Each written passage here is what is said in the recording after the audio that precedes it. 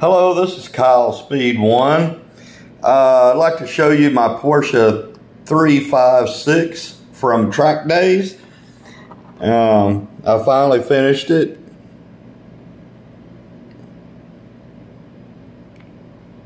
There we go. I'm pretty happy with it. It runs really good.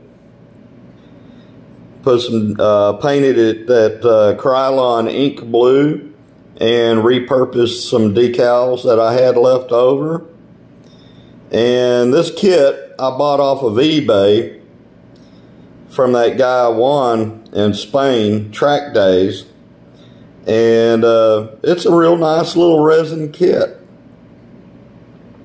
The axles, rims, tires, pinion and ring gear, and the slot guide and braid were all from oh,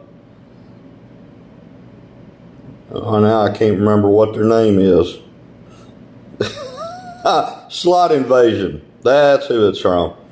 But anyway, I wanted to show you this little kit that I finally finished. It runs really good, like I said, and I think y'all ought to try them out.